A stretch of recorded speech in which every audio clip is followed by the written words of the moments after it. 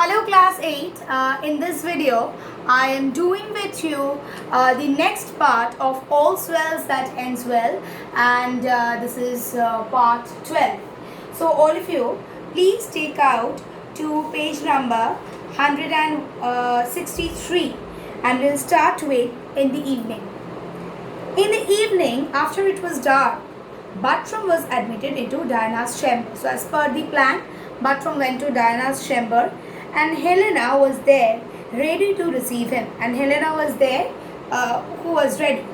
The flattering compliments and love discourse he addressed to Helena were precious sounds to her, though she knew they were meant for Diana, and Buttram was so pleased with her that he made a solemn promise to be her husband and to love her forever. So when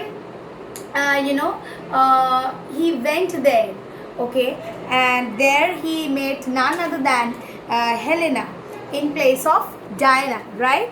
And he made a promise that he's going to be her husband throughout the life, and will always love her, which he hoped would be prophetic for a real affection.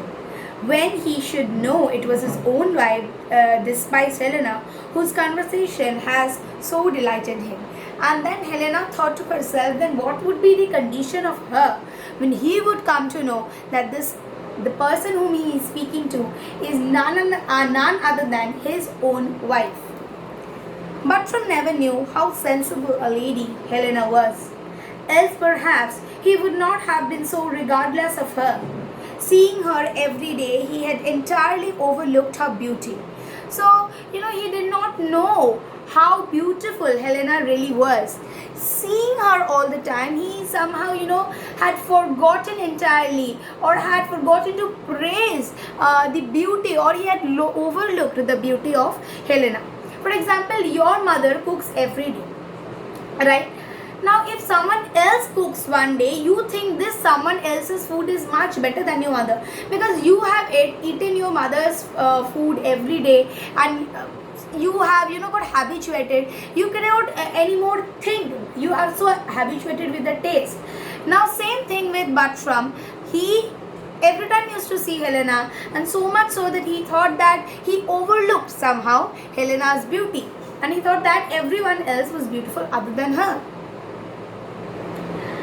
A face we are accustomed to see constantly losing the effect which is caused by the first sight either of beauty or of plainness. And for understanding it was impossible he should judge, because she felt such a reverence mixed with her love for him, and that she was always silent in his presence. But now that her future fate and happy ending of all her love projects on the mind of Buttram from the night's interview, she exerted all her weight to please him. She also every time used to see Buttram, and moreover she kept silent most of the time, and that is the reason she couldn't show that how what are the chief characteristics that she had in her, right? And this made her think that somehow she is entire thing in all this, she is somehow laid back by Buttram. Buttram couldn't understand the beauty that she possessed. But that night, she knew after the interview that this would be her only last chance.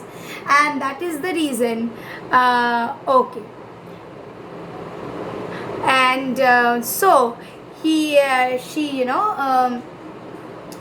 wanted to exert a kind of pressure that she had. What kind of pressure that she laid upon Buttram? Pressure with her wits.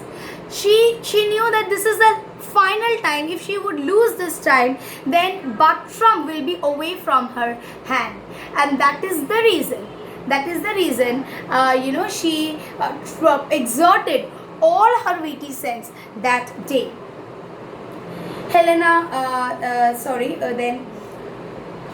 so charmed Buttram that he vowed that she should be his wife, and Buttram was also so fond of her that he wished that she would be his wife. Helena begged the ring from off his finger as a token of regard, and he gave it to her. And in return for this ring, which it was such importance to her to possess, she gave him another ring, which was one the king had made her a present of. And then, very tactfully, Helena asked for the king from Bertram's hand, and in place of that, she gave him a ring which was given to her by the king. And this way she could easily drag the ring from Bertram's finger. Before it was light in the morning, she sent Bertram away, and he immediately set out on his journey towards his mother's house. And after this, Bertram went to his mother's house immediately. Helena prevailed on the widow and Diana to accompany her to Paris. And then Helena, prevailed on her so that Diana and widow could accompany her to Paris, their future assistant being necessary to the full accomplishment of the plan she had formed. When they arrived there, they found the king was gone upon a visit to the Countess of Rosillian. And then when they arrived there, they found the king was gone upon a visit to the Countess of Rosillian, and Helena followed the king with all the speed she could make. And then she could understand that Bertram had already gone to the Countess, and she also followed him. So in this part, we come to know a few important things. That is, Bertram never knew how sensible Helena was. He had no idea, because he was very habituated with her looks, with her stay in his house, that he entirely overlooked his beauty.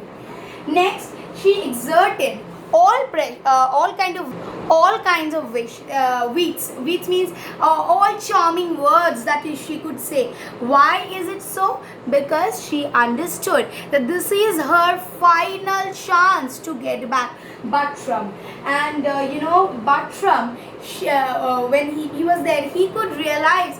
He made a promise that, okay, I will be your husband, I will marry you. Never did he come to know, never did he understand that that is his own wife to whom he is speaking to. And then Helena very, very tactfully asked for that ring from Bertram's hands and fingers, and Bertram opened it and he gave it to Helena. But Bertram thought he gave it to Diana, but Helena took it from him. Right? And after taking it, what happened? She she gave the ring to Bertram from her finger as well. Where did she get her ring? That ring was the ring of the ring that the king had given it to her. So after this incident, Bertram immediately went to his mother, right, to Rosillian, to the Countess of Rosillian. And when Helena came to know, she asked Diana and the widow to go along with her, and all of them followed Bertram. In my next video, I shall continue with the next portions of the same chapter, All's Well That Ends Well. Thank you.